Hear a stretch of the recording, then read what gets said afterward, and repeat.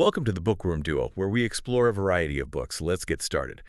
Today we're taking a deep dive into La Lucci. Right. The 2026 memoir by daytime television royalty Susan Lucci. Yes, written alongside Laura Morton. Yeah. And our mission for this deep dive is to really trace her remarkable life chronologically. We want to extract those entertaining behind-the-scenes stories, uncover the surprisingly relatable struggles she went through, and really pull out some powerful life lessons about resilience, health, and love. And, if you're sitting there wondering why you should care about a celebrity memoir, Right. especially if you've never watched a single soap opera in your life, let me assure you this goes so far beyond the glamour and her historic 41-year run as the iconic Erica Kane. It really does. This is a deeply human story. I mean, it's Yeah. about overcoming paralyzing self-doubt, surviving unimaginable loss, and learning a really profound lesson about how to move forward when moving on feels absolutely impossible. So what do you see when you look at a Hollywood icon?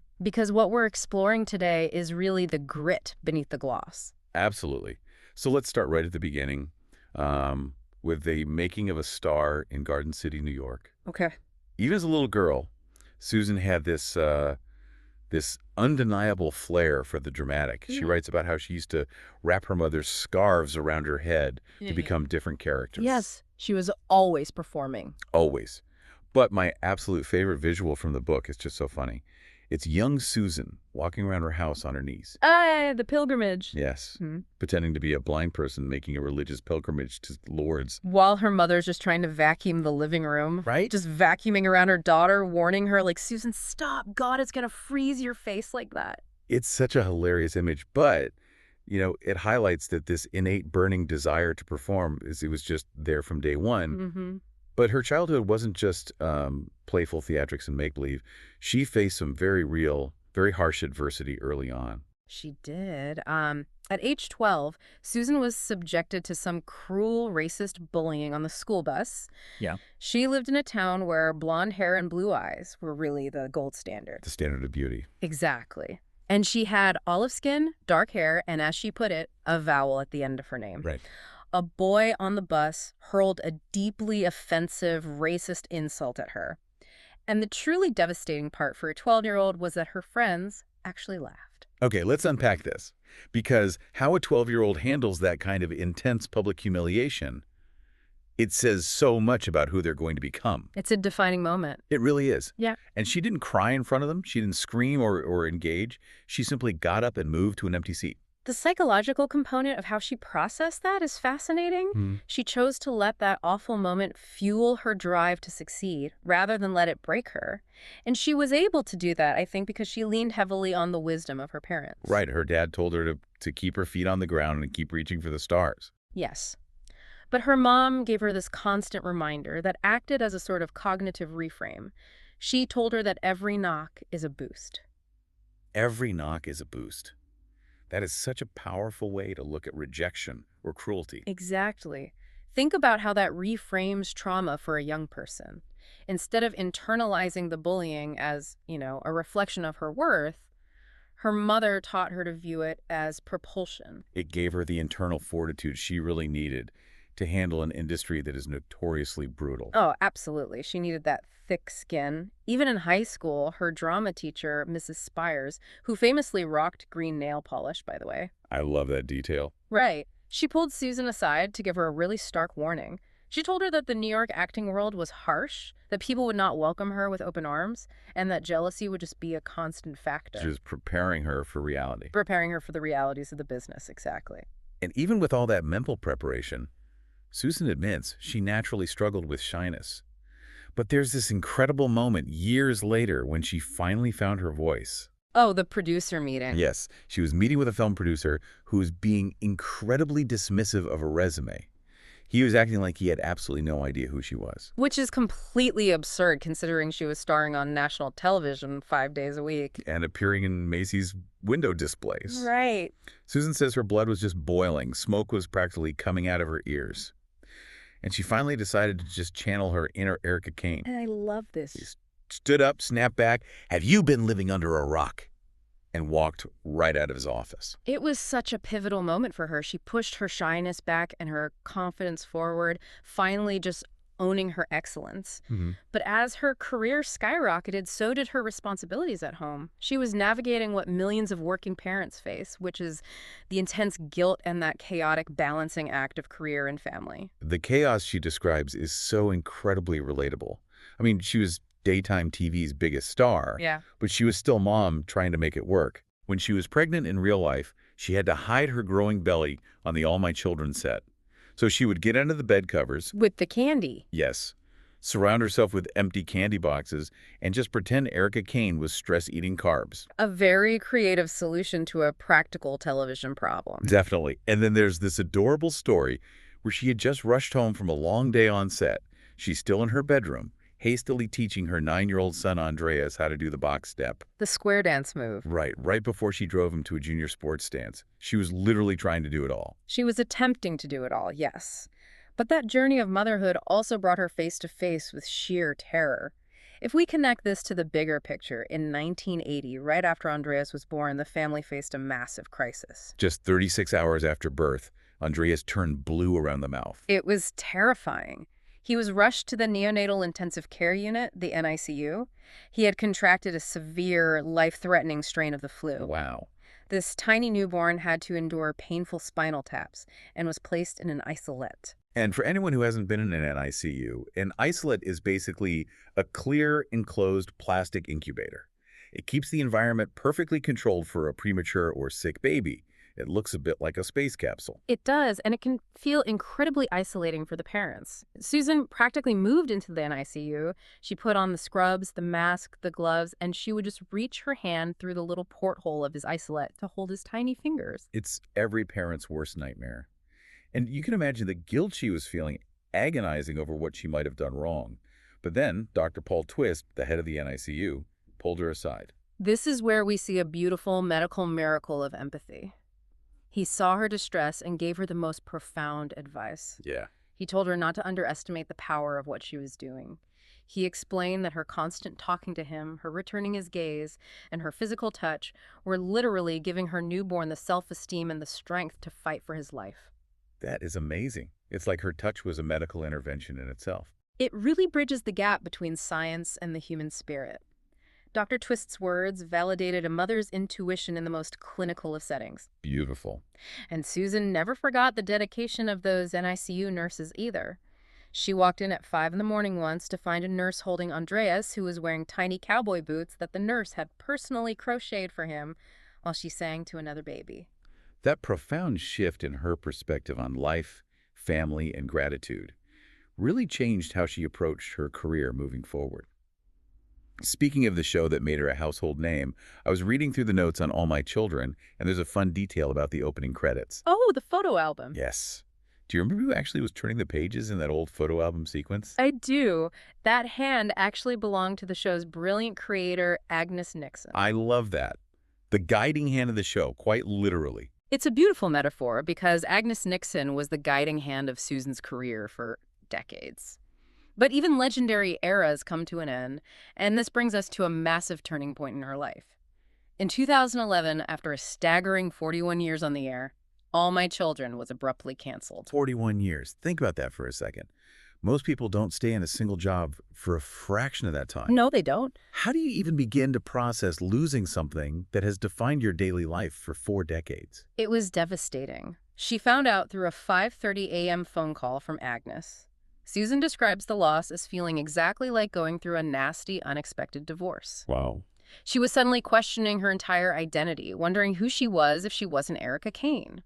It's the ultimate loss of professional self. But true to form, she didn't just stay down or throw a Hollywood tantrum. I mean, imagine being at the absolute top of your corporate ladder for 40 years, suddenly losing your job, and then having to happily take a junior-level skills test just to prove you still have it. Right. Because that is essentially what she did next. She flew out to Los Angeles to audition for Mark Cherry. The mastermind behind Desperate Housewives. Exactly, for his new show called Devious Maids. He wanted Susan for the role of Genevieve Delatour. And the audition scene required her character to be hiding under a bed.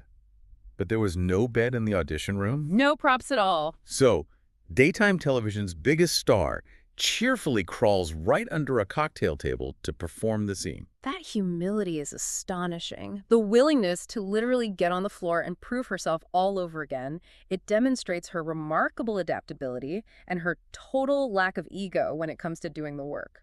But while she was busy adapting professionally and throwing herself into new roles, she almost completely ignored a massive curveball with her health. In 2018, Susan had her first major heart scare. She was shopping at a boutique when she suddenly felt this intense pressure in her chest. Like so many of us do, she tried to brush it off, thinking it was nothing. Wait, she became known later as this massive health advocate, but she almost ignored a heart attack. Why do you think someone so in tune with their body would brush that off? It's the classic trap of the high-functioning person. You think, I'm healthy, I exercise, I eat well. This can't be a heart issue. It must be a pulled muscle or indigestion. Right, denial. It's a denial born out of not fitting the stereotype of a heart patient. Thankfully, the boutique manager insisted on taking her to the hospital. Her doctor, Dr. Schlafmitz, intervened immediately and discovered she had massive blockages in her arteries. And she needed emergency stents, which are basically tiny wire mesh tubes that doctors insert to prop open clogged arteries so blood can flow normally again. It was that serious. She was incredibly lucky, and she did use that terrifying experience to become a massive advocate for women's heart health. But here's where it gets really interesting. Because the irony here is that despite all that advocacy, a few years later, her pandemic lockdown habits totally caught up with her. Oh, the lockdown habit. She is so hilariously honest about this relapse in the book. Yeah. During the COVID lockdowns, she and her Austrian husband, Helmut, indulged in what she calls a carpe diem diet. Seizing the bread. Yes. Helmut was making rich Hungarian goulash and buttery spätzle, which are these delicious tiny egg noodles that are essentially pure comfort food. Absolutely. And she admits to buying multiple biscuit-making kits off QVC, just indulging completely. But 3 years later, she was alone at home and felt a sharp pain in her jaw. Because of her lockdown diet, she now had cholesterol issues and needed another procedure. Her honesty about that relapse is exactly why her advocacy is so effective. She doesn't present herself as this perfect, untouchable guru. She admits she ate the QVC biscuits. We've all been there. Right. But she uses her platform to champion vital statistics from the American Heart Association. The fact is, cardiovascular disease is the #1 killer of women. Wow. Susan's direct message to you, the listener, is this. Listen to your body. Never ignore unusual symptoms, even if you think it's just a toothache or indigestion, and never be afraid to call the doctor. It could literally save your life. Such an important reminder. And that vulnerability she shows about her health is really just the tip of the iceberg when it comes to the vulnerability she shares about her marriage. Her relationship with her husband, Helmut Huber, is the true heartbeat of this book. Helmut had a movie-like backstory of his own. As a toddler during World War II, he survived the bombings by hiding in the Austrian Alps with a foster mother named Lena. Decades later, Susan and Helmut were driving through those same mountains, and they found the remote farmhouse. An elderly woman dressed in black came walking down the dirt road, and after all those years, Lena recognized Helmut instantly. It's an unbelievable story of survival and connection. It really is. It speaks to the depth of the man Susan loved. Helmut was a force of nature, full of life and resilience. Tragically, his health began to decline following a terrible fall in Utah, which eventually culminated in a fatal stroke in 2022. The way she recounts his final days is heartbreakingly beautiful. She refused to leave his side. She played Andrea Bocelli and Charles Aznavour in his hospital room, and she literally wrapped her arms around him and danced with him one last time. It's a profound image of enduring love. After he passed, Susan describes her grief as crippling. She felt like a half-person, literally lying in a puddle on the floor. But then, she started finding these incredible signs from him. The dimes. She kept finding dimes everywhere, which she later learned is a common sign from the afterlife, and perfectly aligned with Helmut's October 10th birthday, 10/10. But the most poignant moment was with her 6-year-old grandson, Wolf. Yes. He walked up to her, holding a single feather behind his back, handed it to her, and simply said, "This is for you, Lola." This brings us to a crucial turning point in her healing process. How do you navigate life when your anchor is gone?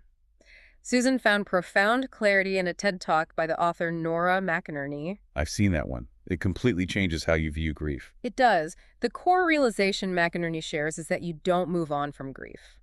The phrase moving on implies leaving that person behind, shutting the door on that chapter of your life, and trying to return to exactly who you were before the loss. Which is impossible to do. Precisely. Instead, you move forward with it. You integrate the loss into your life. The grief becomes a part of your foundation, not an anchor holding you back. Right. Susan chose to honor Helmet by living fully.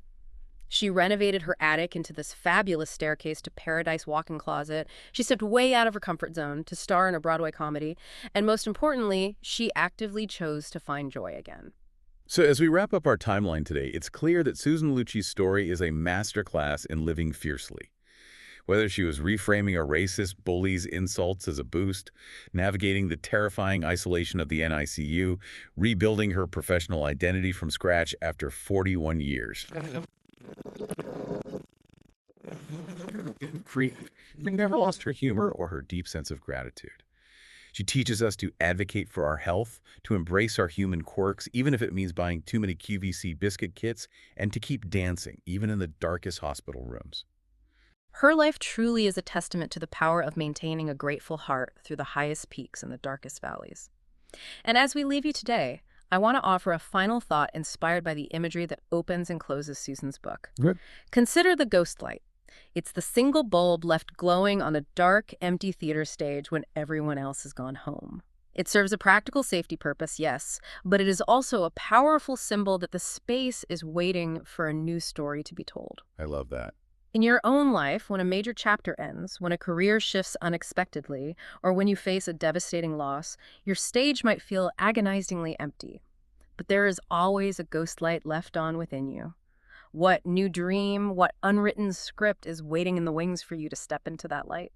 Thanks for joining us. Subscribe for more bookish adventures and hit that like button if you enjoyed the ride.